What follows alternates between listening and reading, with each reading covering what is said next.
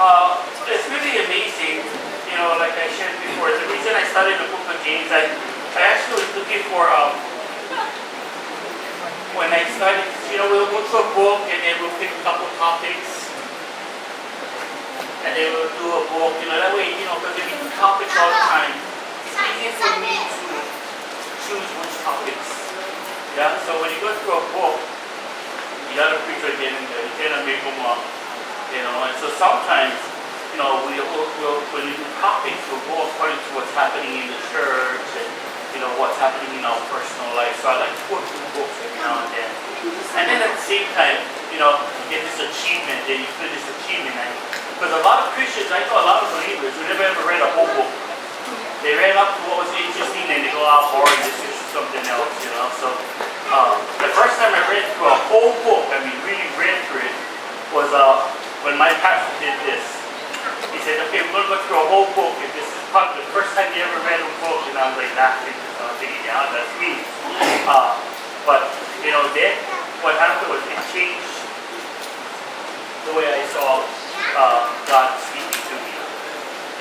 So we're in the book of James, and we're in chapter 4, verses 13 to 16, titled, Here Today, Gone Tomorrow. I'm going to open up an illustration that I found online. Really cool. We're going to start with an African pastor who barely escaped from his country of Uganda with his family. He was just brutally brutal oppression and terror. They lived in this place where Christianity wasn't accepted. We don't know what it's like because we never felt that. But every day they lived this way, and finally they were able to get away. And they got to Philadelphia. When they got there was a group of Christians who took care of that family. So one day the wife was standing around and they were talking, and she said to her husband, tomorrow I'm going to buy some clothes for the children. And immediately she and her husband started weeping. And so the man's like tripping out. What's up with these guys? Kind of emotional today, But the reason they were weeping was because of the constant threat of death under which they lived for so many years, that they never dare speak the word tomorrow because it was never promised. I think about that a lot, for us here today. We're blessed to be in America, yet we have been so foolish with the freedom that we've been given that we don't see the necessity of seeking God out on a daily basis and realizing that the moment we have is today. We're going to talk about this and people are going to say, well, God says plan and all that stuff. And don't get me wrong, we ought to plan.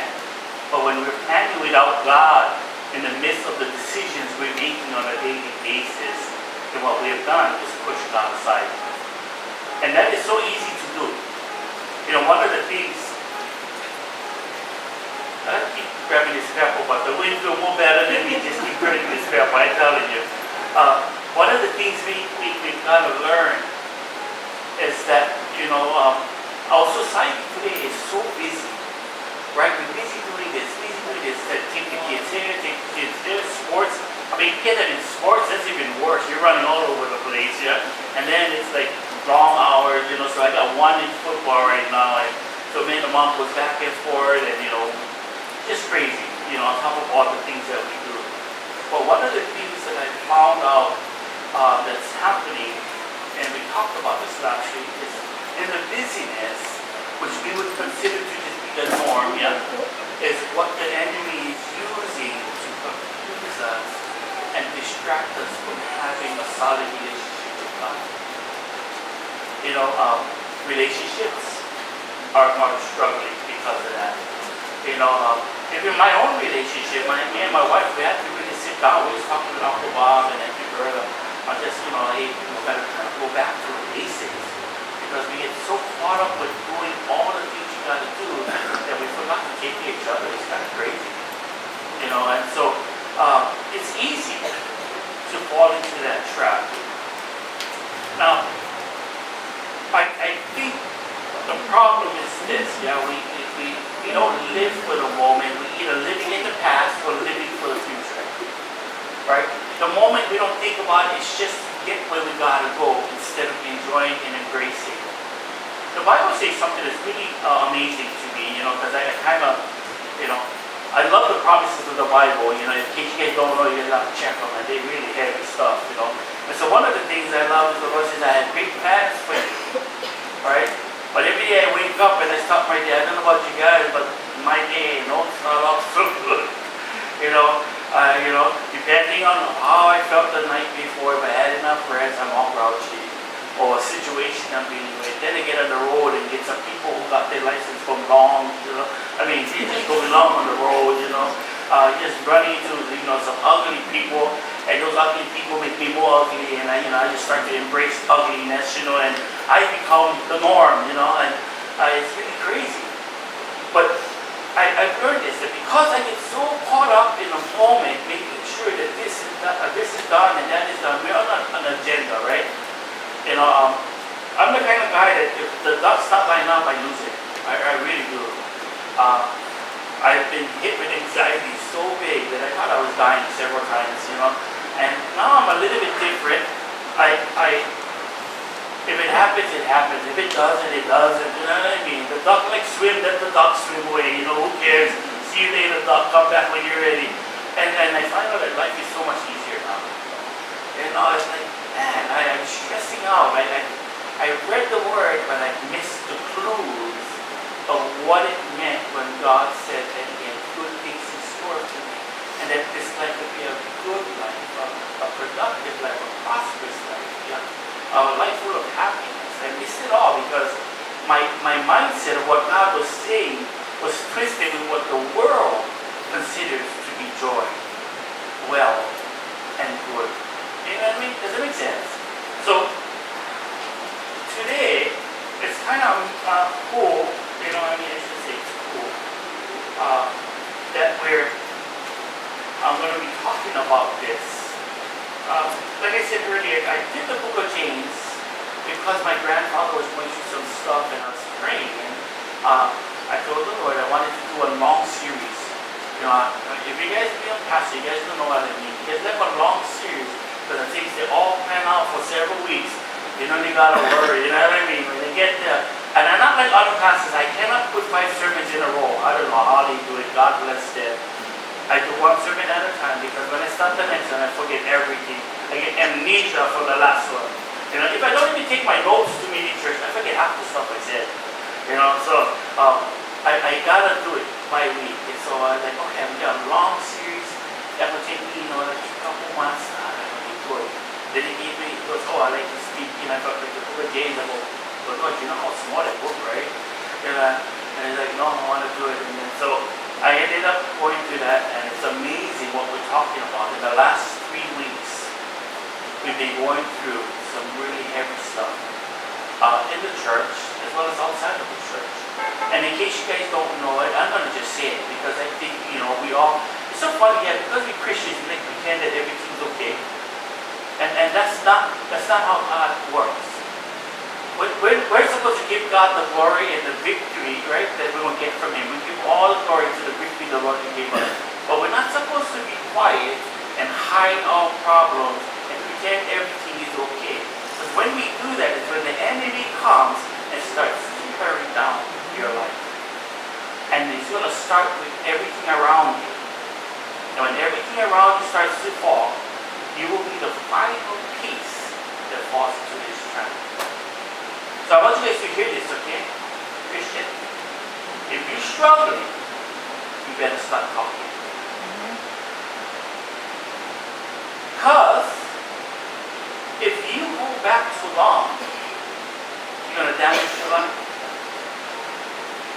If you hold and you wait till tomorrow, I'm going to share with somebody tomorrow. Tomorrow I can start getting better. You might not wake up tomorrow.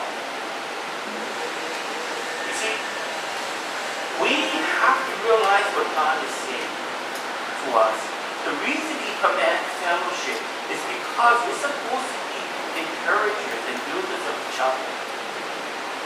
I'm not supposed to, That's how it becomes. I always pick on her because she's in the front seat, right?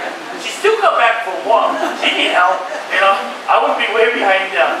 So I could hit Mel, you know. She's a couple rows back there, so we can be even. Next week we'll go this side. You know, but you know, if Mel is struggling with stuff that she's not sharing with anyone, only the ones she like and the ones she's choosing, let's go do this, yeah? We're gonna share with the guys that will kind of like side with us or they scared tell us. Yeah? Okay, you guys all probably know this, but you know, we had our staff meeting. There's a lot of stuff going on. Oh my gosh, I get my own grief, I gotta worry about all this stuff. I said, you know what, I'm going through a whole lot of stuff. So if you guys get any problems, I want you guys to go to Uncle Bob and Auntie Berta. The jaws all drop down, right? Because they all scared them. Yeah? So I said, who is scared? And then I'm going to answer back. They're going to sit down there. And I love that. I love talking to them because they just tell me straight. I'm not always happy with what I hear, you know. I don't know about the guys, you know, but they, you know, one of the things they know is that they love God and they will speak from the Bible.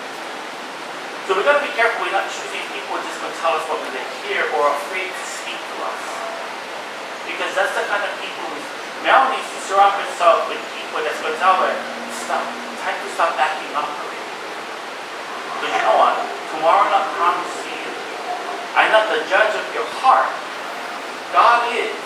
And if you can honestly say that today if He would come, you in good standing, that your heart is in love with Him, and you're not trying to manipulate Him to fit your purpose, then right on for you.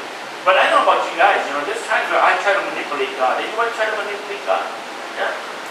You know, and we say, out of love for Him. Yeah, right. Yeah? We know how it works.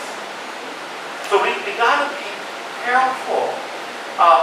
What I was sharing earlier, and I kind of got all confused, is that we believe that around the world, yeah, I mean, I have friends who's not in church, and they're struggling with their relationships. Relationships all over, just getting hit, right? And so, I'm reading scripture, and people hate to hear this, you know, but it's true. You know, if there's a generation close to the end times, it's our generation. Right? I'm not saying what happened during our time, I don't know, you know. 1,000 years to God and God to us is one day to God, so I don't know, you know. But if I read scripture as I've been reading, and I'm not a scholar, you know, like I told you guys, I never graduate, okay, so, you know, I really study because I need to really understand. What I've learned is this, that the signs that were spoken in the Bible of a time that will reveal how close the second coming of Jesus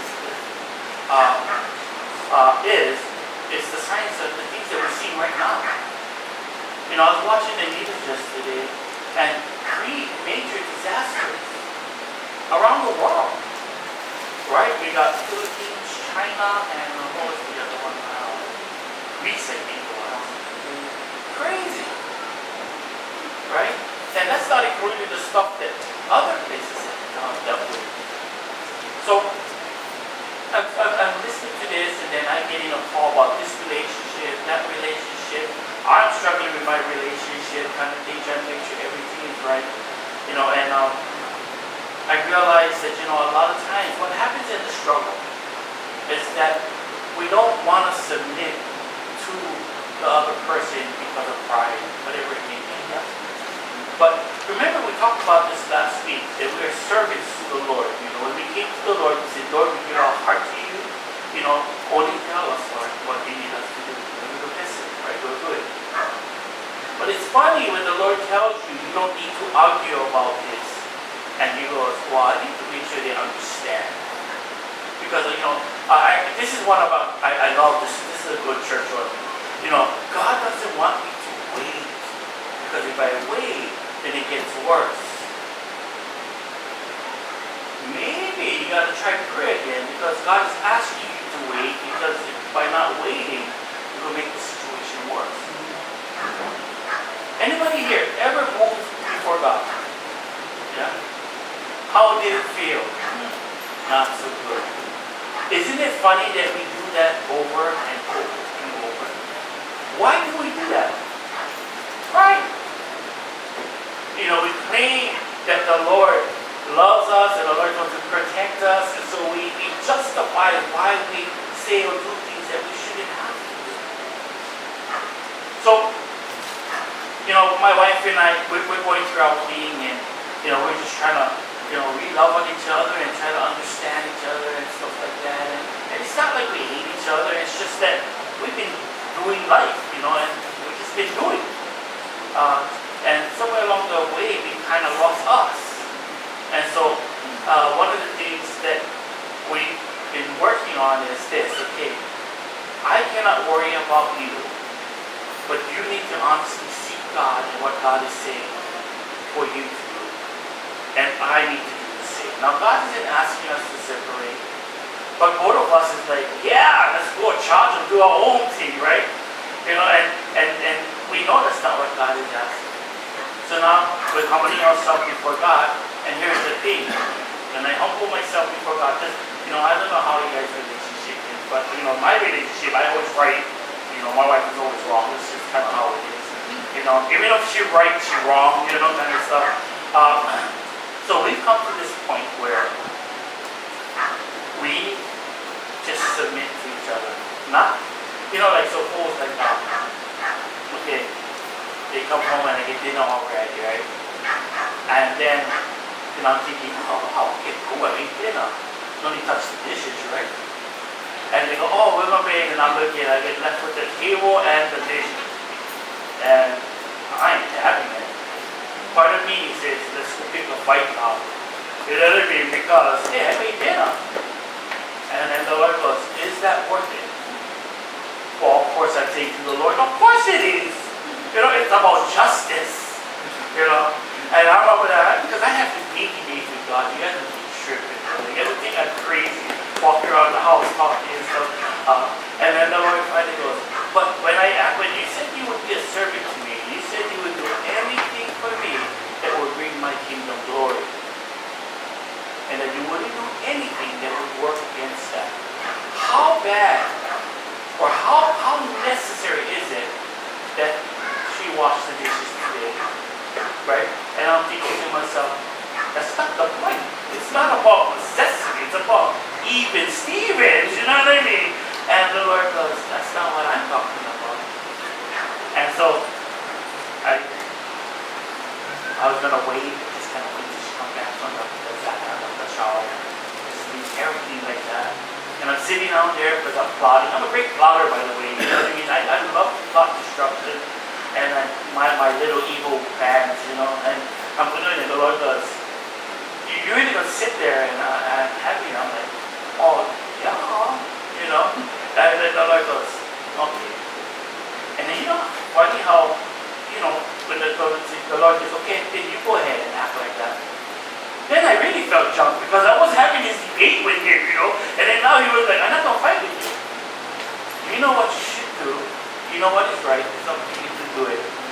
I ended up doing the dishes and everything, and that was that. But then, what was the big lesson? What does the Bible say? Do all that you do as if you're doing it unto the Lord. The first plate I was washing got really scrubbed really hard. I mean, that stuff I had extra soap, probably get some big mops inside the surrounding, and then I'm like, keep telling myself, the Lord said, do it as if you did it unto me. And finally, my heart changed. It wasn't an issue about the dishes. It wasn't an issue that I cooked or whatever. It was I was able to just serve and bring God blessing. Now, how did I bless God? By my behavior towards Him. Because by honoring Him, I told my pride, myself, that I need to humble myself. And what I'm trying to get proven was nothing to do with all about me. Does that make sense? Yeah? So, I'm kind of living my life that way today. Now, like, I'm going to take care of what I can take care of. When I'm all grouchy and I don't like to clean the yard, I don't like to do this, I don't like to wash clothes or whatever. I keep telling myself I'm doing it to God or for God. Because by doing the service to the Lord, I'm blessing really more for me than for them. Right? So, let's check this out. Let's see what God had to say to us through the book of James. So James 4:13, look here, you who say today or tomorrow we are going to a certain town and we'll stay there a year. We'll do business there and make a profit. Now when you read this, it's kind of cool because they kind of got to go back and kind of realize what's happening back then. And the amazing thing is that as I started to think back about this time era, I realized that, man, we don't change much. History repeats itself. Man has a unique ability to keep doing the same thing over and over and over, even if it's wrong. Right? I don't understand it, but one of the things I thought about was we call it generational curses, right? And generational curses is just repeating the same junk over and over. So I came from a very destructive family. And I promised I would never become that. And in the process of trying not to become that, I became exactly that. Now, I may not have been as brutal as it was, as I did, but emotionally, it was the same damage. Yeah? And so, I started to think back about what it was saying here. Back in those old days, people went out on their camels and caravans, and they went all over the world, right, to get these buy and sell spices and goods, and it was all for wealth, right? So they would be gone for months, whatever, years, maybe. I can't really tell you how long, depending on the journey. But it was all about making that money and building a wealth for themselves. And I started to think about it, and it's no different today. We do the same thing. Yeah? The only difference is that we have a spot that we head out to. Besides home, in fact, home, we spend more time at work than we do at home. Right? I mean, everybody agree. Right? We sit at 8 hours work, and then, we catch up work, and then we come home and we're still doing work, right? And it gets crazy.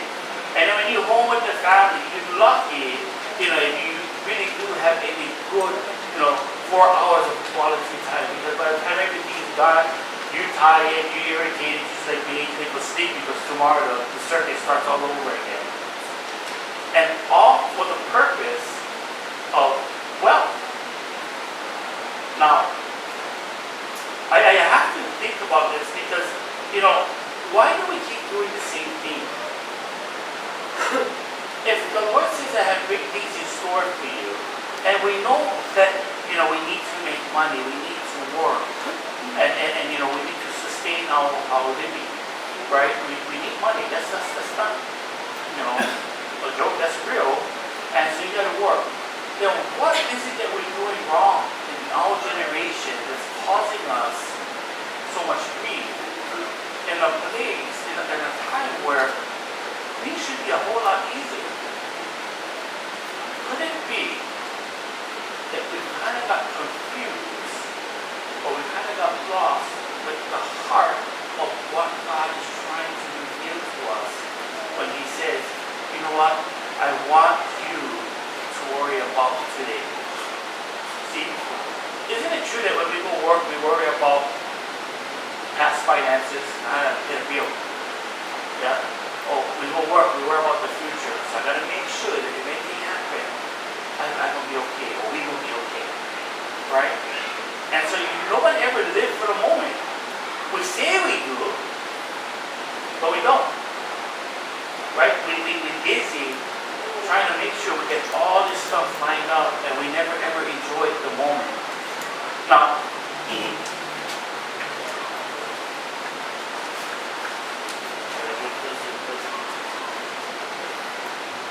I think the Lord wants us to be very cautious about the way we're living life. Because I don't think God is saying don't make money. Yeah?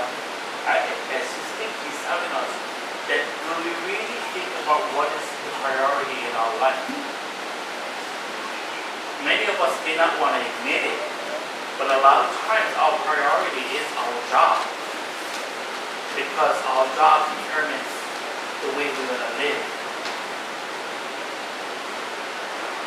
But suppose this, when I first wanted to go for a house, and I had a friend, we was out, I wasn't even saved at that time. And my friend says, you have to go shoot, go and just go shoot it. Shoot out there, go get that condominium that was out there. I go, are you crazy? I go, what if something happens? Right? And I said, I ain't gonna do that. And the father, he was just got a conversation, and he goes, Brother, what is the worst that can happen? I go, I lose it. And then he goes, and? If I just lost everything? He goes, no, then you try again. I go, but if we never ever move because of fear, then we're not going to ever get moved forward. I go, but that's a lot. He goes, what if I lose my job? He goes, nobody knows what's going to happen. He goes, if you lose your job, then you do it at that moment. But right now, you're okay. You're going to be able to take care of this. You're not losing. You're not going to be struggling. If something don't fit you guys. And today, I wish we'd listened to that guy. He had good advice. I thought he was trying to sabotage me. You know what I mean? Because my pride was, I don't want to lose anything that I want to pay money for. What people would say. And again, my life was dictated by what other people think and what the world was going to say instead of what God wanted for me. So we need to understand, we cannot forget that we have no promise of tomorrow, right?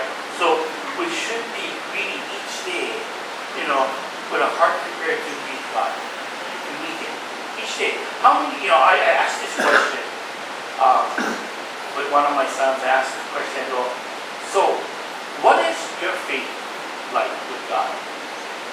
And he gave the answer I would give at his age, right? I don't know. I go, what do you mean you don't know? So like, do you believe because I believe, or do you believe because you believe, or do you believe what? I don't know.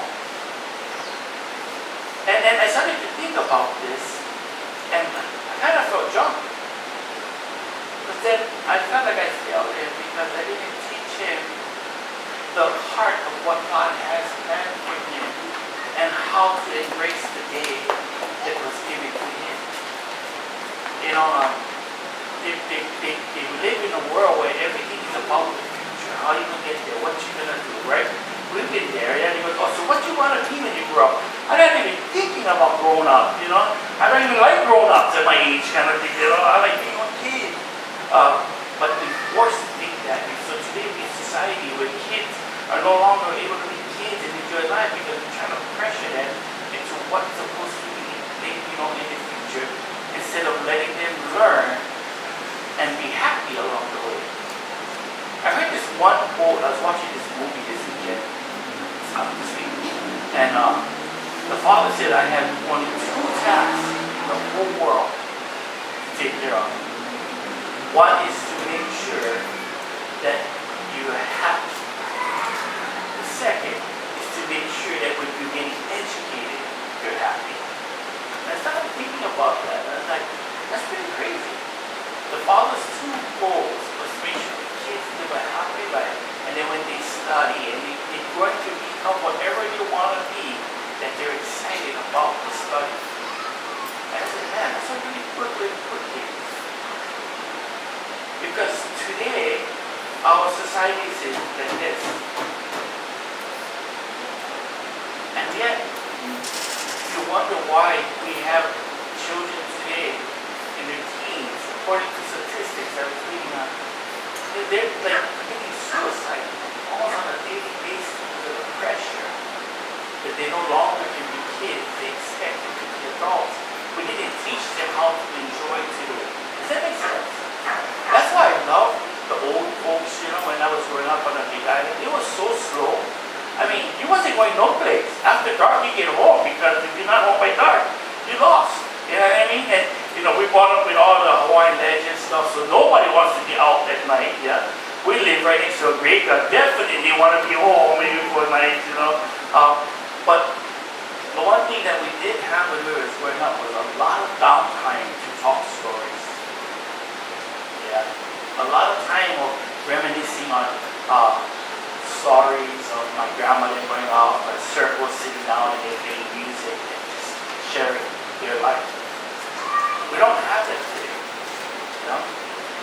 I went to one house and everybody went to eat, and I was kind of shocked because we sit on the table, all of us gotta sit on the table, right? My oldest son, he's older already, recently in his own house, but the rest of us all sit down on the table. I went to a house, not one person sat at the table. Everybody was all over the place, and I was like, I guess that's how it is, you know what I mean? But for me, I lose my brain. Because that's the time when we sit down and we talk stories. And even if you don't like talk, my son, I'm not even hungry. It's okay, you still will sit down at the table. Be all mad and everything. And then give a little while, just talking stories and laughing. I was like, okay, there you go. We really lost the technique of enjoying today. James 4:14 says, how do you know what your life will be like tomorrow? Your life is like the morning fog. It is here a little while, then it's gone. So I started to think about this, and I don't know why, but watching, I was thinking about barbecuing, right? And how the smoke comes, and then you kind of like, and then you watch the smoke start moving, and all of a sudden it disappears. That is what our life is like.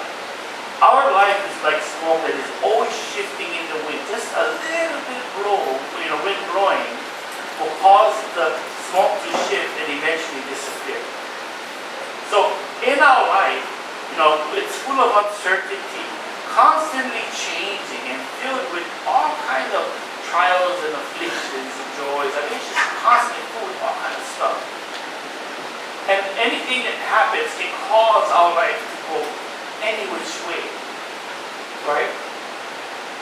But one of the things I started to think about was my grandfather. When my grandmother passed away, he got involved with this other lady and they're marrying her and everything. He became a Pentecostal. In case you don't know, we're Pentecostal, by the way. And I was like, oh no, girl, going kind of hell, why on this one, right? But what had happened is that this guy became so strong in faith that when I was going through my times of drugs and alcohol and doing my own thing, he would constantly pray for me, right? In case you know the story. Well, eventually, his prayer was heard, and God came and the Holy Spirit revealed Jesus to me and to that saved. But I was thinking about this man and, how many times his life was like up and down, and how many times in the midst of his sorrow and then he's broken, he always tell me, never stop praising, give Jesus glory, everything will be alright. And I used to think that this guy was psychotic, right? What's wrong with him? But one of the things I couldn't deny was that he had a joy that I so wanted. I didn't know how he could have so much joy in the midst of his problems. And then I eventually found my way to Jesus and I knew exactly what he was talking about. And then I learned this, and this is really crazy. As much as I may know Jesus, I have a constant urgency to seek him out. Anytime I become complacent in my relationship with the Lord, then it's going to be a struggle. I must start doubting, regardless of what I see. Does that make sense? Anybody know what they're talking about? You never had that, yeah? Because I love when Christians tell me they had this. I had a question. This was given to me a while back, and I shared it before. A guy, a Christian boy, a young guy, came up to me. He goes, "Uncle," he goes, "So how is everything in your life?" I go, "Well, it's not the greatest, but it's happening, and God is good to us." And then he was like, "You know what? Thank you." And I was like, "Thank you for what? I just told you my life wasn't all that." You know what I mean?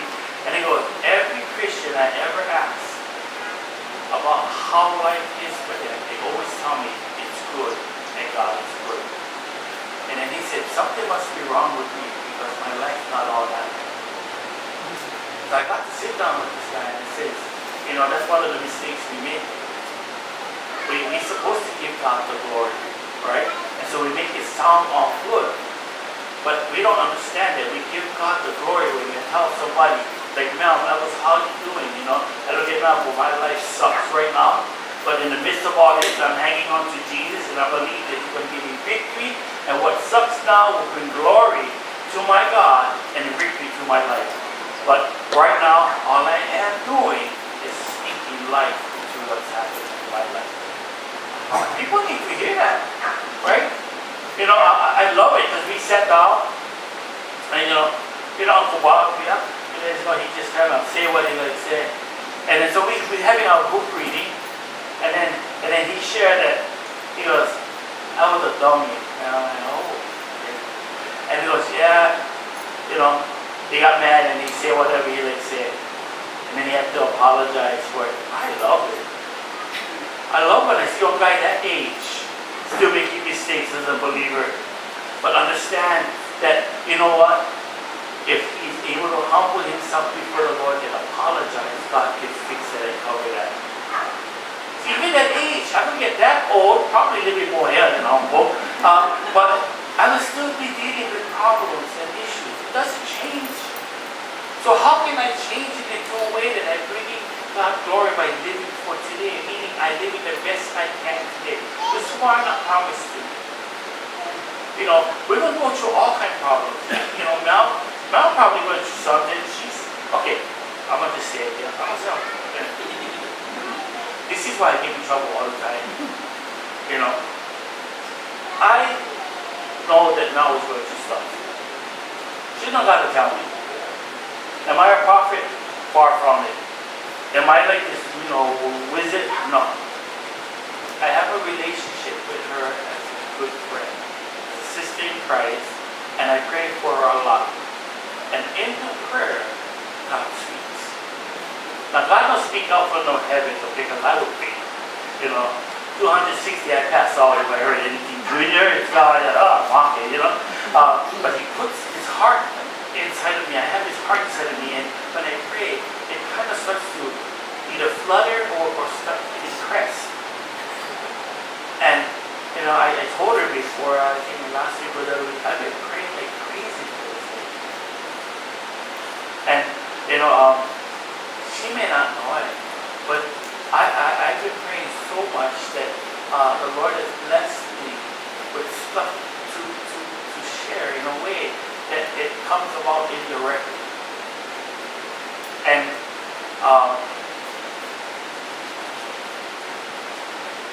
the Lord has given me like this insight on where to tap in to draw her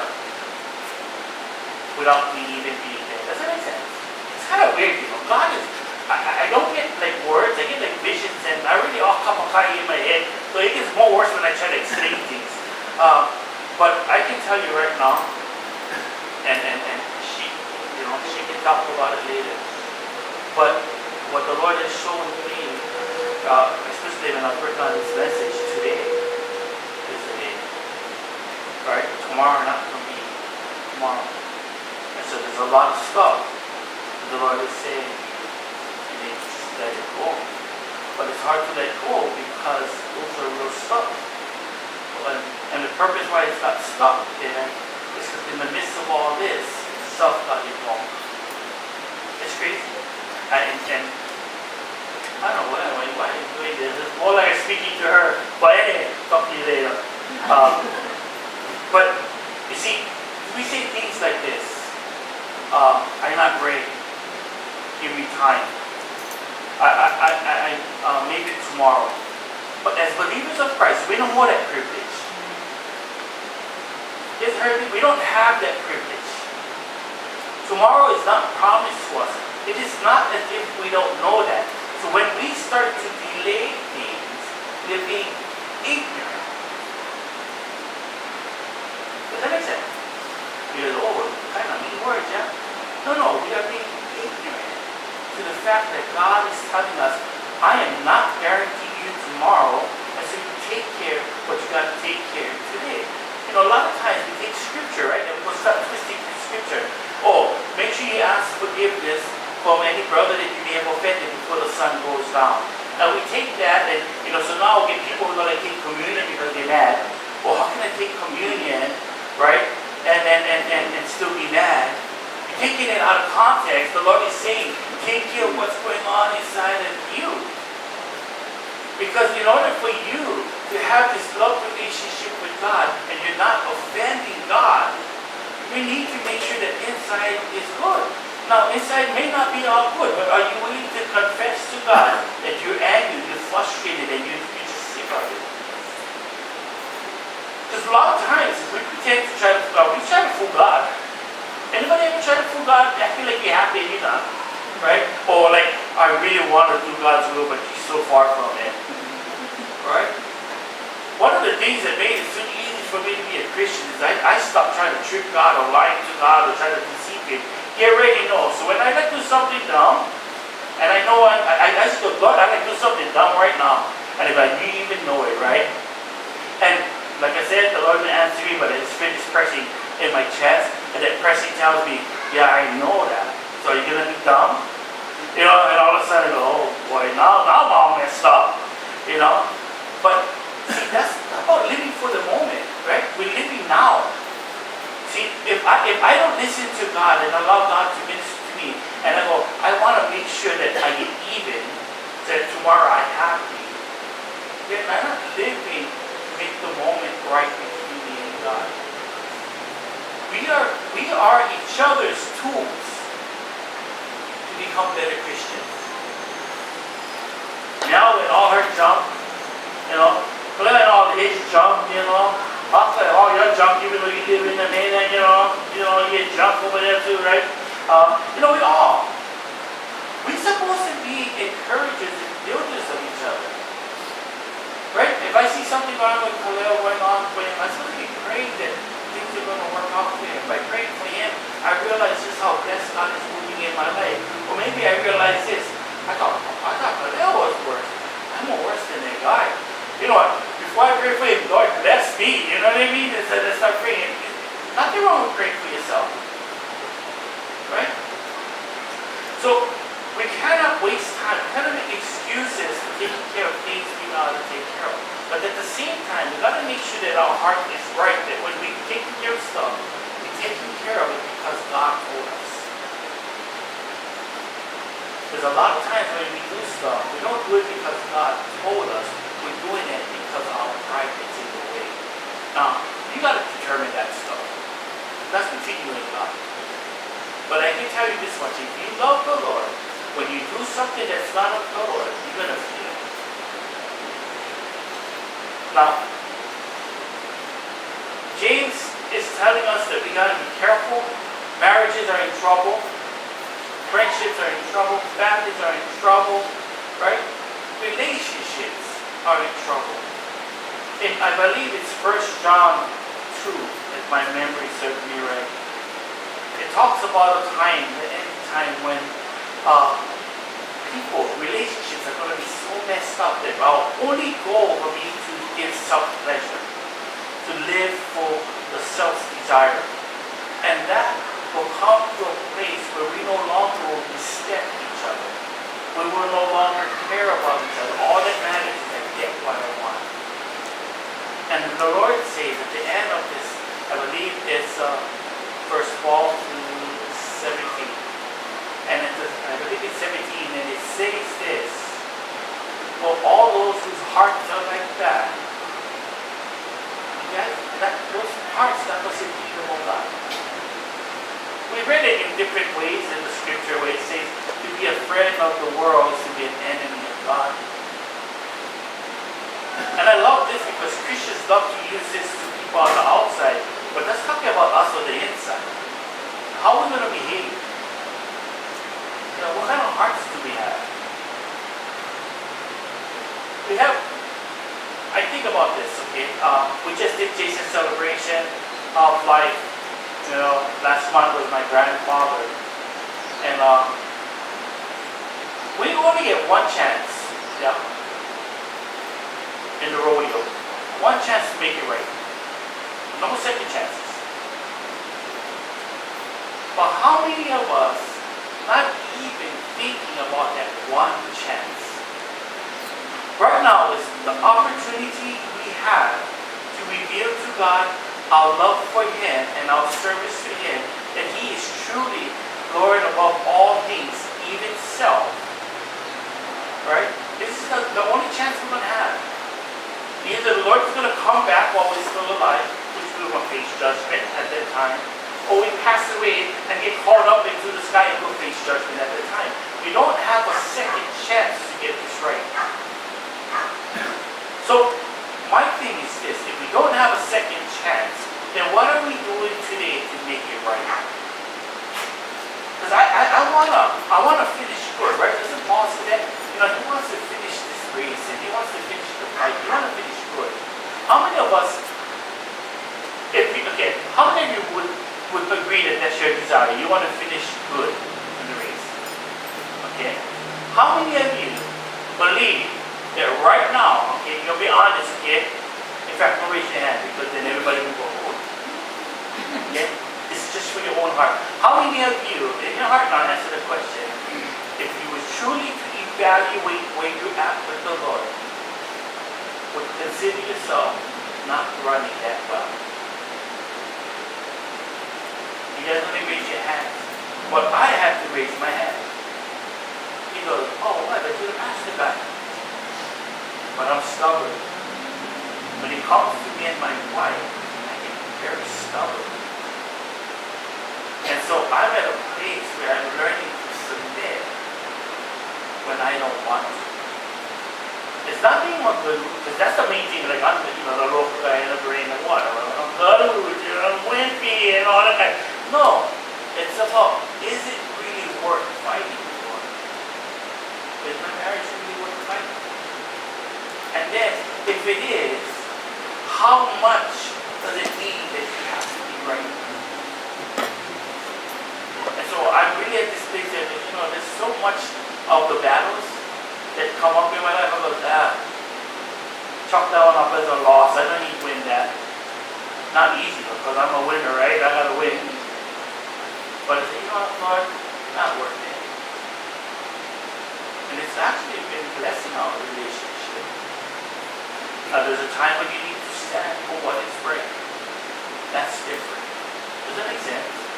You see, Christians are not supposed to be a carpet for people to walk upon. We can be stern, but we also have to always keep the heart of God. We don't always have to win the battle. Yeah, does it make sense? 15. What you ought to say is, if the Lord wants us to live and do this or that. James is telling us that there are two conditions of doing anything in life. The first is we gotta agree to the will and the purpose of God. That's gotta be our first purpose, our first goal, is that we agree to the will of God. How many of you guys know the will of God? Yeah? Okay. Some of you guys know you can use hands, but you're wrong.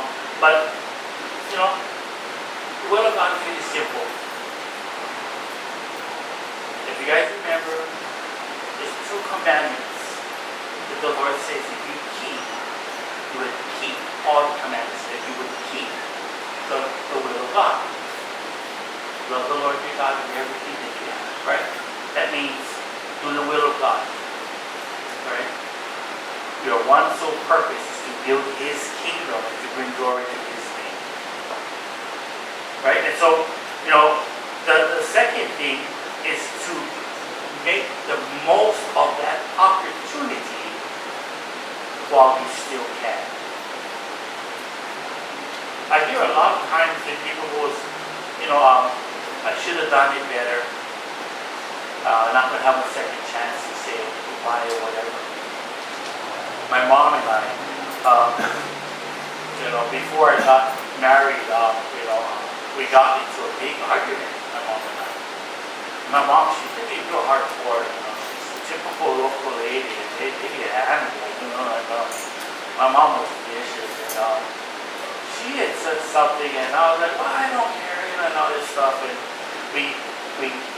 my mom, I'm like her pet, yeah, so everybody knows. So I don't even care. You know, my sister was like, yeah, I'm your mom's pet, whatever. I was mama's boy, and because I was the only boy at the time, and so we got into this argument, and then I never ever got to say, Mom, sorry we didn't argue, because we just went on as if everything was okay. I mean, anybody does that? Like, you guys have an argument and go act like nothing was after that. Then, we talking and everything. But what had happened was just before my wedding, I believe it was about a month ago or a couple of weeks, she ended up dying. And so I was really heartbroken because, one, I wanted my mom at my wedding. The second thing was I never ever got to tell her, Mom, just in case she didn't know that stuff we got into a confrontation about, it's like really nothing. I mean, it's like, I don't even know why he went that far.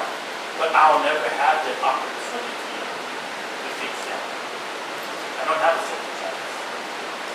And so today I still live with that regret of not being able to just say sorry. It wasn't even worth it. I can't even remember what the argument was about. But I don't have that opportunity now. And so I live with that regret of thinking that, you know what, I can solve the problem tomorrow, or whenever I'm ready, instead of taking care of it, not in a bad way, but in a way that says, you know what, I'm sorry. I'm not trying to get an answer from her about her apologizing to me. It didn't matter. I just wanted to let her know I was sorry that we even got that far. Does that make sense?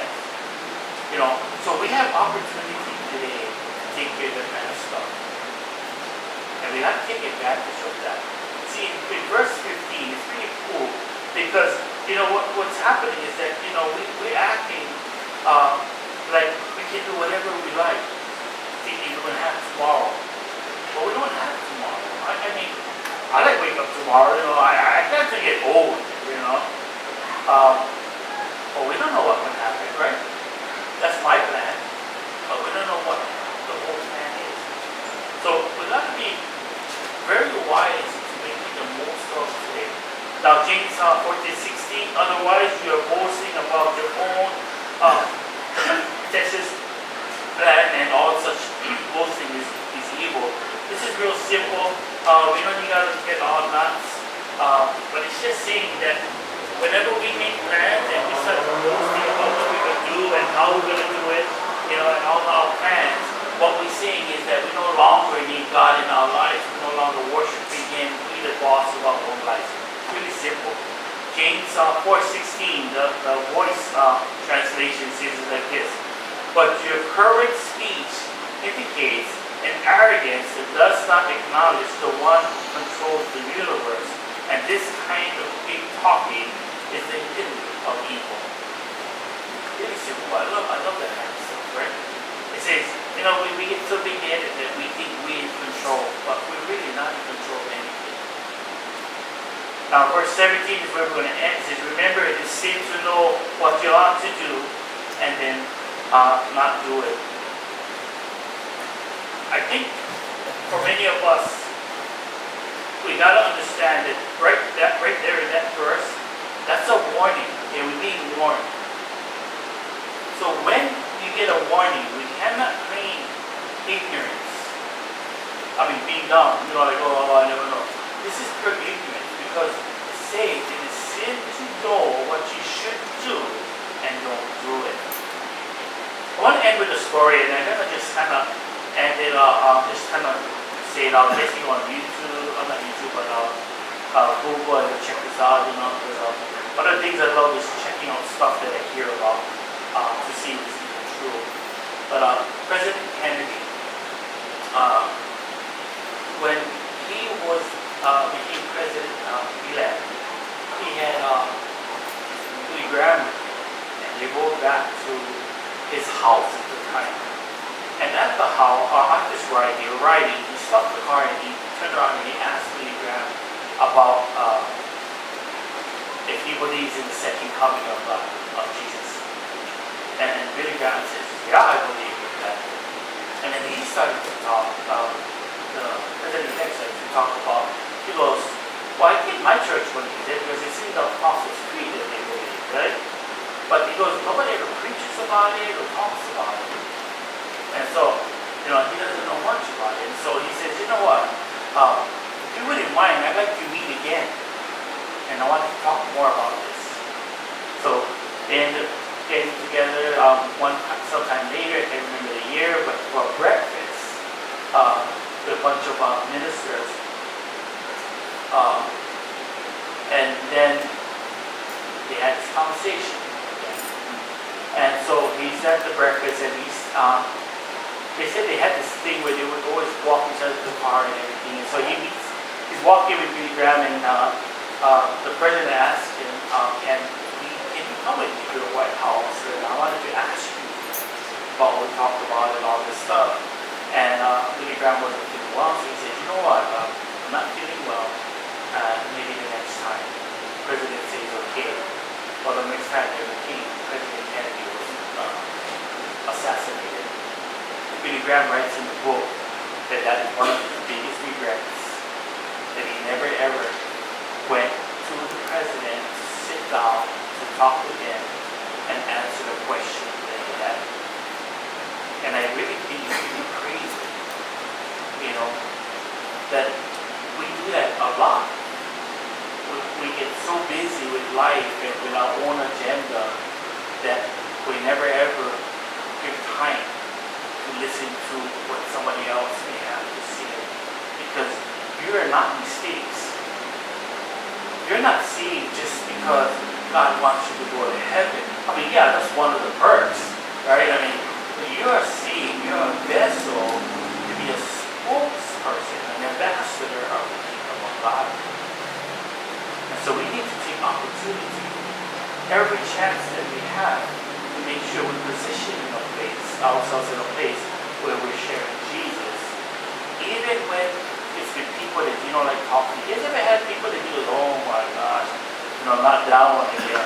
I bad, and maybe bad of me to say, but they kind of just suck the life out of you. They just like sit and just go, and then you sit down, they go, okay. In other words, it's just sit down and be quiet. And then when it's done, oh Jesus, that was a long one. It was 10 people doing that for you. That opportunity, you may not even know it, will bring peace to that person's heart and a close relationship to Jesus.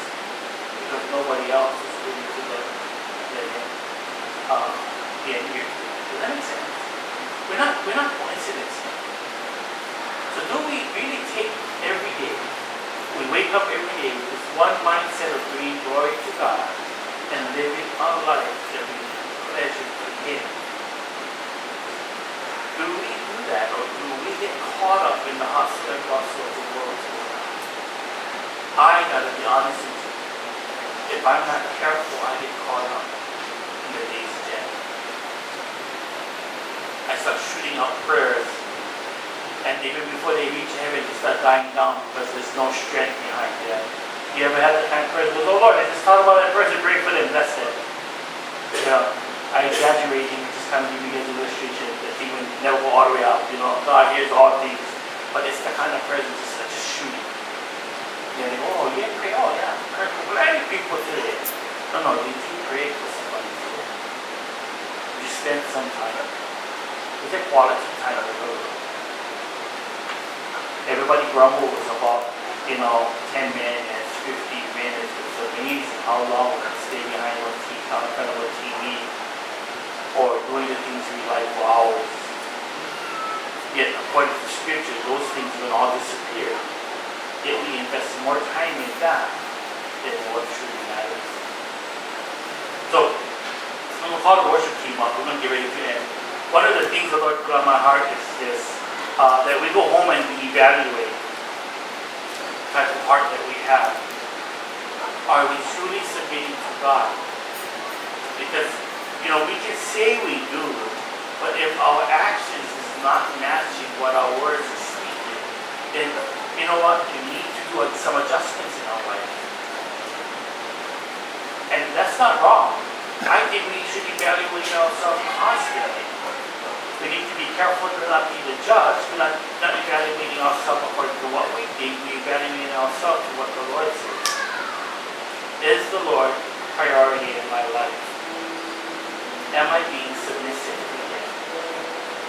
my one goal to please Him or to please self? Am I struggling with life? And then why? Because unless we start to be truthful, we're going to deceive ourselves and fall into the trap of Satan. I love the message about here today, gone tomorrow, because it means that you might not have tomorrow, and if you don't have tomorrow, what if you take care of everything you can today? What if we live every day like that? Okay, I don't know if I'm going to make it today, but I just want to say I love you. Alright? Tell the kids, hey, so I'm not going to make it today, you don't need to be so dramatic, you know? Oh, there goes that again, you know? But I just want to say I love you. Isn't it amazing? I was listening to a bunch of songs, country songs of course, but there is so much song out there that talks about if they only had a second chance and didn't do it right the first time around. I'm like, tripping. We think we've learned from those things, but yet we keep doing the same mistakes. So, go home, we gotta read our hearts, and when we find something, I want you guys to do something really crazy. I want you guys to find somebody to talk to. You guys know how I feel. Ladies talk to ladies, men talk to men, okay? And don't tell 20 people. Find a couple of people you can trust that will take what you will share and pray for you and not put them in a newspaper. Okay? It's really important. Because your salvation depends on it.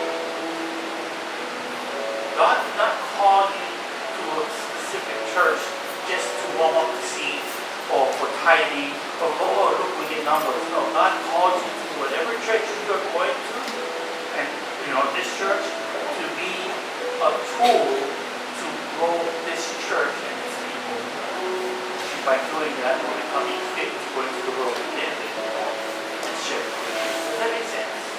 Let's bow and get to prayer.